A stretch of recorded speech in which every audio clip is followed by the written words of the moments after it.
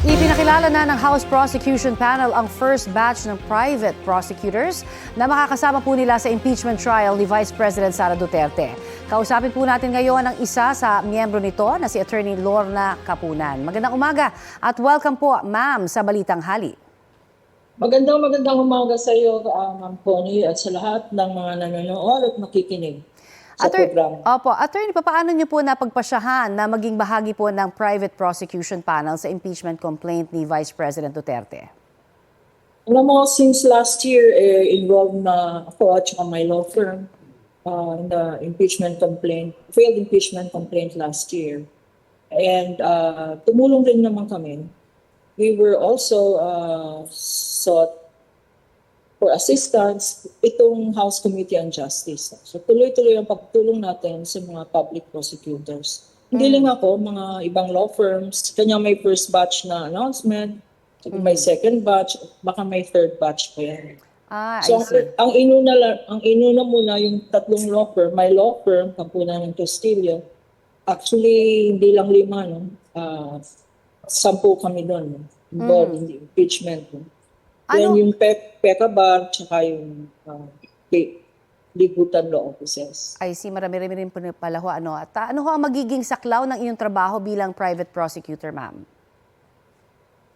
In ordinary, pati dito sa impeachment court, ang private prosecutors po ay under the control and the supervision of the public prosecutors. So kung anong gusto nilang pagawa sa amin, whether it's research or update on the rules of evidence, kasi po nung nag-aral kami ng rules of evidence, luma na yun, there is a new rules of evidence 2000 at 2020 at pinag-aaralan ito. So, including jurisprudence, yung mga bagong kaso ng Supreme Court. So in terms of legal arguments, assisting po ang private prosecutors. Sa trial rin, pwede din decision rin nila kung silang gusto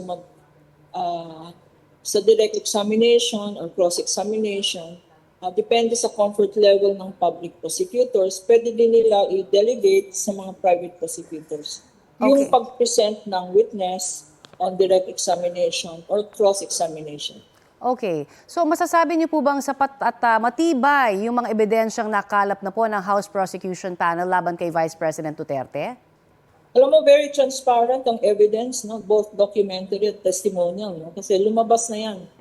During the hearings on probable cause sa House Committee on Justice, lumabas na yung mga witnesses at lumabas yung mga documentary evidence. Kanya nag-finding ang House Committee on Justice na there is sufficient grounds for probable cause.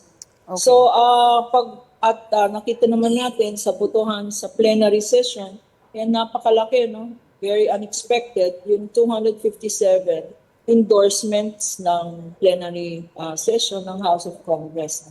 So, based on that, the strength of the prosecution witness, tsaka yung hindi nagpresenta ng evidence, si Vice President Sara and her defense team, parang ganun din ang nangyari dito sa Senate proceedings, hindi rin present ng sa answer niya, legal arguments pa rin ang ina-answer niya, no? Sa kanyang ngayon, napakalaga ngayon ng deadline. Ang deadline ngayon, the deadline based on the notice of retrial is na pinirmahan ng Senate Majority Head, si Senator Win Gatchalian. Nakatanggap po kami ng notice of pretrial for filing of pretrial briefs. Due po yan today. So malalaman po natin kung magpa-file ng pretrial brief si Vice President and the defense team kung ano ang strategy nila. No? Baka naman nila yung legal arguments nila, no jurisdiction, 1-year ban rule, partiality daw ng House Committee on Justice, walang ultimate facts, nag-fishing expedition, nag-mini trial. Yun ang mga linagay na arguments sa onset. So, abangan po natin kung ano yung ilalagay nila sa pre-trial brief. Because in the pre-trial brief, ang order po sa notice of pretrial, submission of pretrial brief, is ilista ng both prosecution at defense ang mga witnesses na is present sa trial. The witnesses, the documentary exhibits, in normal court proceedings, pag walang list of, first of all, big question is darating ba ang Vice President? Or is she just appearing through counsel? Kasi yung pre-trial, nakalagay po sa pre-trial notice na hindi po televised ang pre-trial. I see.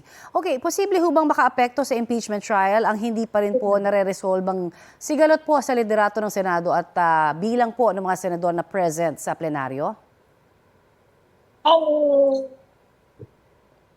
Ang legal issue ngayon is, I'm sorry, can you repeat the question? Maaari ho ba na makaapekto ho yung kakulangan ng bilang pa rin ng mga senador no, dun sa plenaryo kung sakasakali at yung sigalot po ng liderato pa rin ng Senado?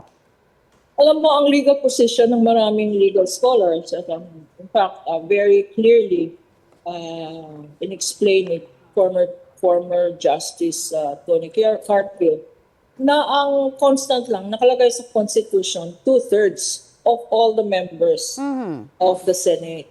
Ang hindi mo papapalitan, yung ibig sabihin ng 2/3. Pero yung all the members of the Senate is subject to interpretation. At ang interpretation, ang opinion ko, at opinion ng mga maraming legal scholars, pati yung mga deans ng law schools, at mga former justices, ang all of the members, hindi kasama sa bilang. Yung hindi pwedeng mag-attend, yung tinatawag na under suspension, preventive suspension. Kasi pag preventive suspension, klaro-klaro po sa plunder laws natin, sa Anti-Graft and Corrupt Practices Act natin, if a public official in a pending case against that public official is there is a pending case, ang public official is under preventive suspension. Ang ibig sabihin ng preventive suspension, hindi pwedeng mag-attend. Okay. Hindi pwedeng mag-attend ng hearings kasi suspended na eh. Pag hindi pwedeng mag-attend ng hearings at hindi pwedeng participate kasi ang importante sa trial, makita yung demeanor ng witness, marinig first-hand yung evidence, yung testimonial evidence, at ma-examine yung mga dokumento. Pag suspended ka, part of suspension means that you cannot go to office. Yun ang ibig sabihin ng suspension. Okay. So dapat hindi pwedeng, hindi bilangin ngayon ang isang fugitive of justice, no? Na si Bato, because hindi nga in the case of Avellino versus Avellino case, no, nakalagay doon, if you cannot be under the coercive powers of the Senate, hindi ka dapat kailangan sa bilang. Okay.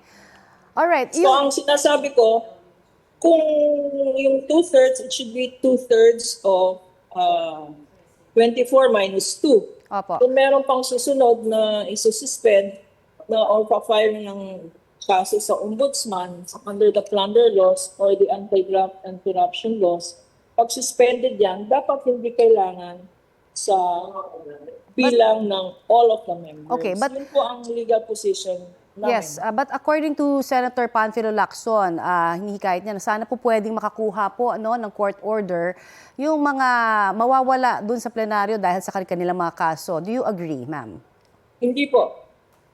With all due respect to Senator Lacson, it is very clear in our Anti-Graft and Corrupt Practices Act, no? Yung Republic Act 3019. At very clear din sa Plunder Act natin, yung Republic Act 7080. If official is charged in court, preventive suspension na yan. Alright. So, klaro-klaro na dapat pag preventive suspension ka, hindi ka makaka-participate Yung sinasabi na leave of court para mag-attend dyan, hindi po tama yun. Alright. Marami pong salamat sa inyo pong oras na ibinahagi dito sa Balitang Hali, Attorney. Thank you so much din at mabuhay kayong lahat dyan. Yan po naman si Attorney Lorna Kapunan.